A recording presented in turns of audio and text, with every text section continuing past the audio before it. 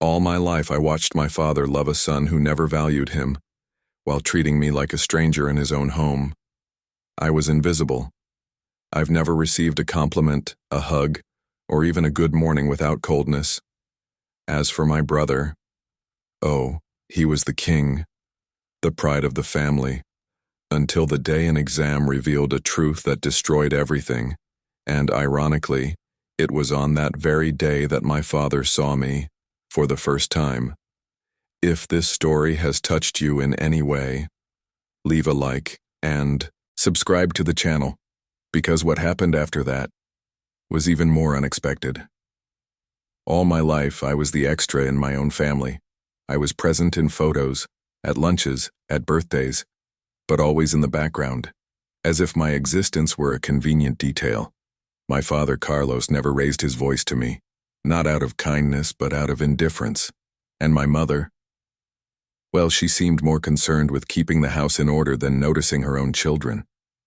But if there was one thing clear in that house, it was that my brother Davi was the center of the universe. Davi was 3 years older than me, and for as long as I can remember, everything he did was hailed as a historic achievement. When he learned to ride a bike, he was given a party. When I learned, no one even noticed. When he got an average grade, my father said it was just the beginning of success. When I got excellent grades, my father said I had an obligation. Time passed, but nothing changed. At school, Davy got into trouble, but his father said it was leadership spirit. As for me, always quiet, I was treated like a coward. My drawings, my essays, my silences, none of it counted. It never counted. I grew up hearing my father say, without any shame, "You should be more like your brother." That phrase shaped me more than any affection. Not because I believed it, but because it resonated even when I was alone. Sometimes I'd look in the mirror and try to see what was so wrong with me. I was healthy, educated, hardworking, but I was never enough. The truth is, in that house I was just a shadow of someone who didn't even deserve so much shine. Davy grew up with everything: the car at 17, the bank account at 18, the position in the family business at 21. Me? I got my first job alone, secretly, at a stationery store near the school. My father never even knew, or if he did, he pretended not to, as he did with everything involving my name. The last Christmas before everything happened, the four of us were sitting at the table.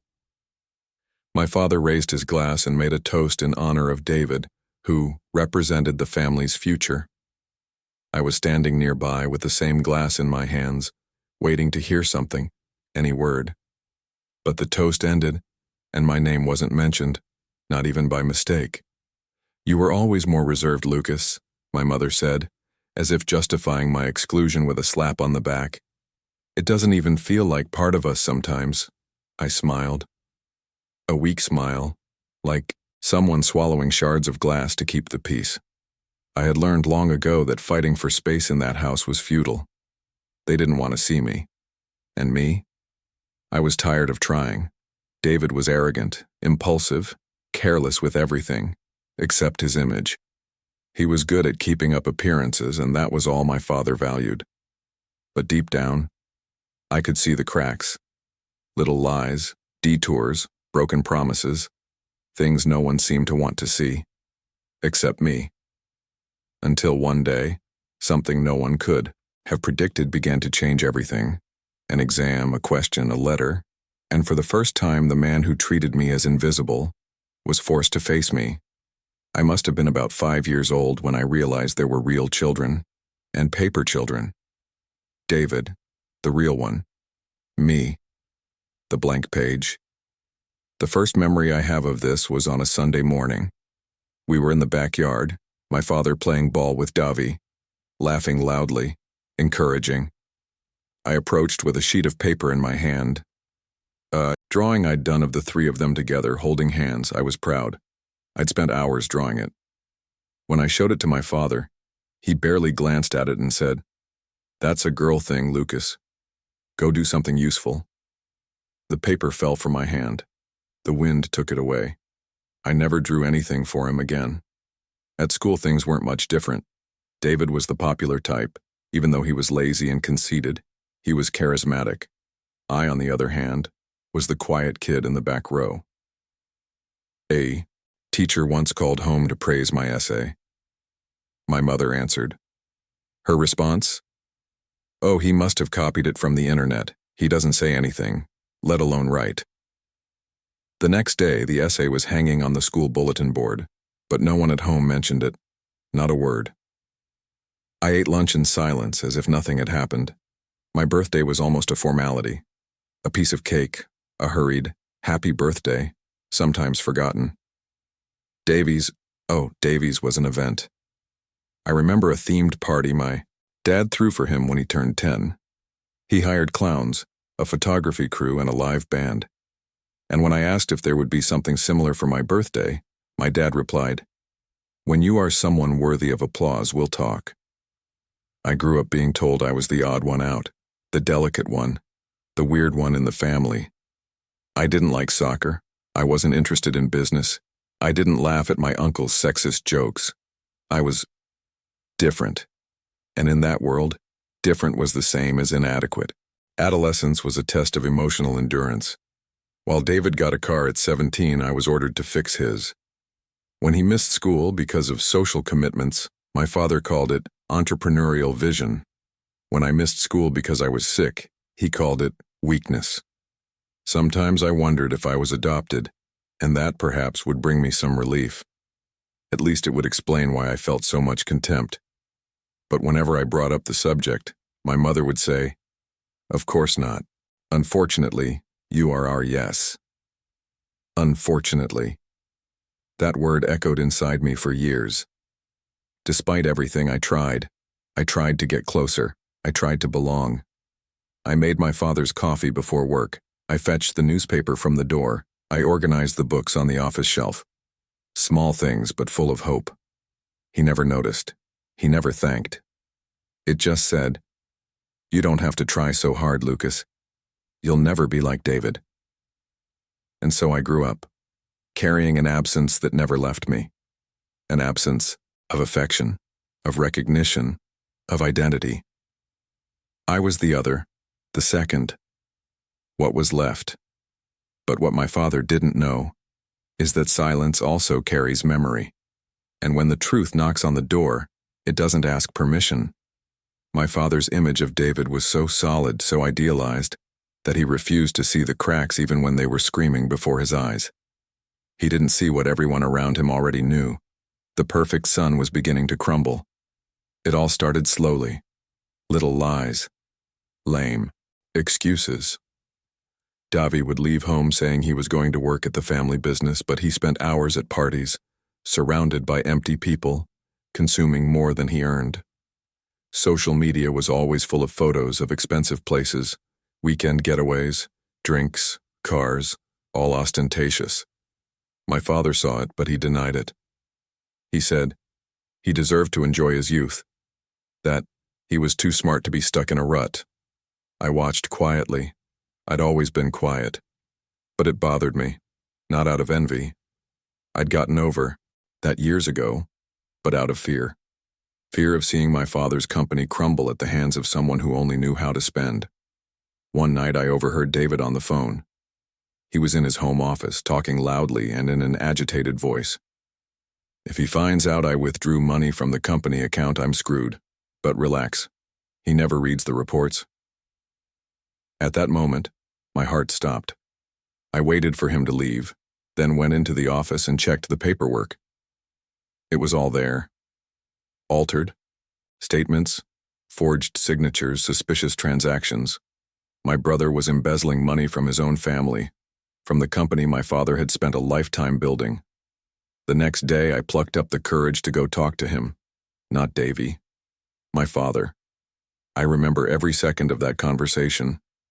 We were in his office, surrounded by awards and certificates boasting the company's success. Success that was now being eroded from within. "Dad, I need to show you something important. It's about the company. About Davi." He didn't even look up from his phone. "Lucas, if you're going to accuse your brother of anything else, don't even start.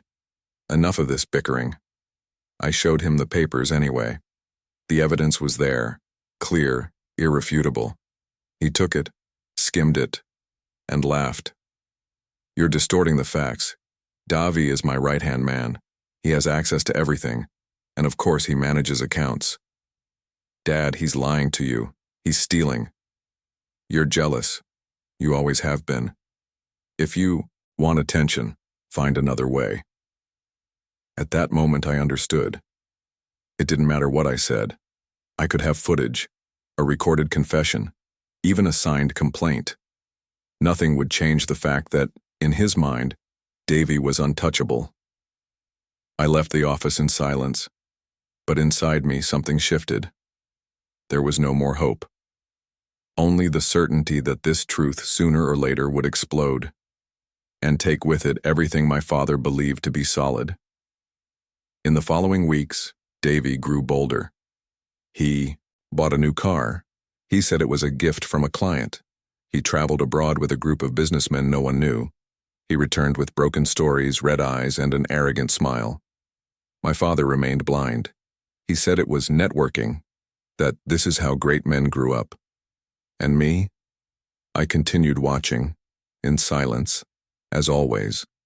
But what none of us expected was that the truth was already on its way, and it would come from the hands of those we least expected. It was on a Saturday afternoon, cloudy, like so many others in that city, that everything began to fall apart. Not because of me, nor because of anything Davy had done recently, but because of a letter, an old letter, forgotten inside a drawer of my mother's dresser, and what it said would change our lives forever. My mother was sick. Her cancer was in an advanced stage. In the last few months, she had become even more silent, maybe out of pain, maybe out of guilt. She rarely spoke to me, but that week, she called me into her room. Her voice was weak, but her eyes burned with something I had never seen before: urgency. "Lucas, there's a letter. It's at the bottom of the drawer. Take it to your father. He needs to know." I didn't understand right away. I thought it was just some kind of outburst, a memory. But when I picked up the envelope, I noticed it was sealed with old tape. I recognized the handwriting. It was my mother's, written years ago. That same day, I took it to my father. He was in his office as usual. When I placed the envelope on his desk, he looked at it suspiciously. "What is this now?" "It's from Mom. She asked you to read it." He hesitated, but then he opened it. With each line he read, his face lost color. His rigid expression gave way to a confusion I'd never seen in him before. The letter was clear. In it, my mother admitted that, before marriage, she had a brief relationship with another man. A secret affair. At the time, she became pregnant and was never sure who the father was. But, out of fear, shame, and pressure from her family, she decided to go through with the marriage as if nothing had happened. David was born months later, and there, on that yellowed piece of paper, she begged, "Carlos, if you're reading this, please get tested. Not out of anger, but because the truth needs to exist, even if it hurts, and because blind love can destroy those who don't deserve it." My father was silent for what seemed like an eternity. Then, without saying a word, he stood up, picked up the phone, and made a few calls. The next day, he discreetly scheduled the DNA test. He didn't tell anyone, not me, not Davi. The results came back days later. I didn't see him open it, but I remember the way he walked into the house that night. Powerless, voiceless, a man who had always carried the world on his chest. Suddenly it seemed he couldn't carry his own name. The test was irrefutable. David was not his biological son. The truth struck like a bolt of lightning. The son he had loved devotedly, protected blindly, molded to be his heir, was not his blood. And I, the one he'd ignored, rejected, and made a point of belittling his entire life, was the only one he shared anything real with. For days, he didn't speak to anyone. He locked himself in his room and stopped going to work. The news didn't spread, but the house was as silent as a wake. David sensed something was wrong. but he couldn't put his finger on it. He still walked around with his chest puffed out. Until the confrontation came. That night my father called him in. The conversation was short, harsh, and direct. David yelled. He denied it. Then he tried to laugh it off, saying it didn't matter. But my father, for once, didn't defend him. He just said, "I raised you with love, but you never respected me. And now, I discovered that even the blood was a lie." David left home that night and did not return for the next few days. And me? I was still trying to understand how, after a lifetime of being invisible, the truth was finally pushing me into the center of the story. The silence between us lasted 3 days. 3 days in which I listened to my own thoughts intersect with ancient echoes. "You'll never be like Davy. That's a girl thing. You should be more like your brother." These phrases had lived inside me for so long that, even with the truth now exposed, I didn't know how to shake them out. On the evening of the 3rd day, my father knocked on my bedroom door. I still lived there even at 24, partly out of necessity, partly at my mother's insistence before the illness worsened. When he entered, for the first time in his life, he was no bigger than me. He looked human, fragile. He carried a thin envelope in his hand and a weariness on his face that not even years of work had caused. "Lucas, can I? You've never had to ask permission before, but now I need it." He sat in the armchair, straightened his jacket, as he did when he was uncomfortable, and remained silent for a few seconds. Then he let out a long sigh as if he'd been holding it in for decades. "I read your mother's letter 10 times. Then I reread the exam 10 more. I thought about tearing it all up, pretending it wasn't real. But I couldn't do it anymore. It was like a blindfold had fallen from my eyes. And what hurt me the most, Lucas, wasn't knowing that Davy isn't my son. It was realizing that maybe I was never really his father." My hands were shaking, not from anger, but from an emptiness that had accumulated over the years. He continued, "You were always there, always honest, polite, discreet. And I never saw any of that. I was so obsessed with planning an heir that I ignored what I already had. You were my son, truly, in blood and in demeanor, and I treated you as if you were invisible. You didn't treat me as invisible, Dad. Invisibles don't cause pain. You humiliated me. You compared me. You diminished me. You made a point of erasing who I was." He lowered his head. He didn't try to defend himself. "I know, and I don't know how to fix it. I just wanted you to know that I regret it, and that if I could go back, I would have been a different man. But now, I only have now." It was the first time I heard my father cry. It wasn't a loud cry, but a quiet one. Painful, like someone watching their own mistakes slip through their fingers, unable to hold them back. He then held out the envelope. "This is the deed to a piece of land. I bought it years ago thinking of building something for Davy, but now, it's yours. If you want it, if you can ever forgive me." I took the envelope. I didn't look inside. It wasn't time yet. "You don't have to give me anything, Dad. You just had to give me something back then. Love.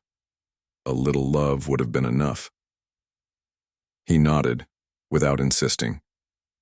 He got up with difficulty and before leaving stopped at the door. "If you want to talk about anything, I'm here. Right now, for real." When he left, I looked at the envelope, but I still didn't open it. Because at that moment, what I wanted most, it was time. Time to digest everything I never received, and everything that was suddenly being offered too late. After the revelation that changed our family's destiny, the impact wasn't just emotional. It was a storm that swept through everything around us. David, who had always lived as the perfect son, the untouchable heir, collapsed. He couldn't bear the blow of the truth. In the early days, he disappeared without explanation. His silence was more than distance, it was a cry of despair. That young man who once walked with arrogance now walked lost in his own shadow. When he reappeared, he was no longer the same. Davy was out of control. He spent hours out at parties and meeting people I didn't even know, people who caused problems. It wasn't long before his behavior began to affect the company our father had built with so much effort. Financial embezzlement began to surface and the family business began to falter. The father, shaken and already fragile, watched his fortune erode without knowing how to stop it. It was a period of fear and uncertainty for all of us. Even though I was hurt and tired of the open wounds, I couldn't simply watch what was also my legacy sink. I decided to act, not out of resentment, but because I wanted to preserve something bigger than us. Family. I spoke to my father and offered to help rebuild the company, to bring order to the chaos Davy had created. It was difficult, especially because I still carried the pain of that rejection. But I needed to be strong, not just for myself, but for everyone who depended on that asset. Meanwhile, David was sinking. His pride was crumbling in a whirlwind of rage and self-destruction. He couldn't accept the loss of the status he thought his blood had guaranteed, and his behavior became increasingly erratic. Yet amidst all the storm, one thing became clear to me. Karma was at work. David's choices, fueled by pride and lies, were leading him to a precipice. Meanwhile, my perseverance and honesty began to open paths where before there had been only darkness. This period was difficult for everyone. For the father, who saw his world crumble, for David, who faced his own ruins, and for me, who struggled to rebuild what seemed lost. Deep down, I knew that this collapse wasn't the end, but an invitation to rethink everything. The true test of karma was just beginning. After facing so much conflict, pain, and revelation, my father finally made a decision that would change our family's destiny forever. A decision that, although belated, showed that he was willing to make amends for his mistakes, or at least try. At a meeting called for the closest family and business members, my father officially announced that he was transferring control of the company to me. It wasn't just a business matter, but a public gesture of recognition, the recognition of the true son, the legitimate heir he had ignored for years. He spoke with a choked voice, revealing a vulnerable side that few knew about. It took me a lifetime to recognize who truly deserved to carry on my name and continue my legacy, he said. Lucas, my son, it is to you that I entrust what I have built with effort, honesty, and sacrifice. I want you to guide this company with integrity, as it always should have been. It was an intense moment. I felt a mix of relief, sadness, and crushing responsibility. All my past rejections seemed to converge in that moment, and I knew this represented more than a title. It was a chance to change the course of everything. As my father spoke, David remained silent, visibly defeated and unable to contain the anger and resentment that were building within him. He was no longer the absolute heir, and this loss shattered not only his pride, but his very identity. His breakdown didn't go unnoticed. Within days, he began withdrawing even further from his family, disappearing for long periods of time and getting involved with questionable people in a self-destructive cycle that seemed to have no end. I, on the other hand, accepted the mission. I knew it wouldn't be easy. The company was fragile, and the ghosts of the past lingered over every decision. But the responsibility gave me strength. It was my chance to do things differently, to honor the reputation that had been denied me for so long. Over the next few weeks, I worked tirelessly to reorganize finances, win back lost clients, and establish a new culture of transparency and respect. I didn't want to repeat past mistakes or allow family grudges to destroy what could have been a success story. My father, already weakened by age and my mother's illness, followed everything closely, offering moral support and advice, as if he were finally present where he should always have been. The transfer of the legacy did not erase old wounds, but it showed that, even in the end, it was possible to make up for lost time, albeit in part. My family's story had turned a corner, but the journey to heal the scars was just beginning. The last meeting I had with my father remained etched in my memory as a mixture of silence and unspoken words. He was already weakened by time and the illness that had been stalking our home for months. The strong man I had known now seemed like a stranger, a weary man, carrying not only the weight of the years, but the awareness of all he had lost. We sat, together in the office that had once been his alone, now also my territory. I held in my hands the letter my mother wrote years ago, the letter that changed everything. My father looked at me with eyes full of regret and a hint of peace. There were no arguments, no accusations, no immediate forgiveness, just a heavy silence, laden with feelings we didn't even know how to express. It was a silence that spoke of the pain of the past, the mistakes made, and the hope that somehow this could serve as a lesson. He said softly, "Lucas, I never gave you the love you deserved. I was blind, selfish. I hope one day you can forgive me." I looked at him, saw a man who, despite everything, tried to do the right thing in the end. And in that moment, more than words, I offered my gaze, a gaze of someone choosing to move forward, carrying the scars, but also the desire to start over. "Father, I never expected easy love. I just wanted to be seen. Today I see more than that." That was the last moment we shared. Days later, he was gone, leaving a legacy of mixed mistakes and successes like all of us. I sat alone in that office, holding my mother's letter, reflecting on everything I had been through. I learned that life doesn't offer guarantees, but it does offer opportunities for change, for reconciliation, for evolution.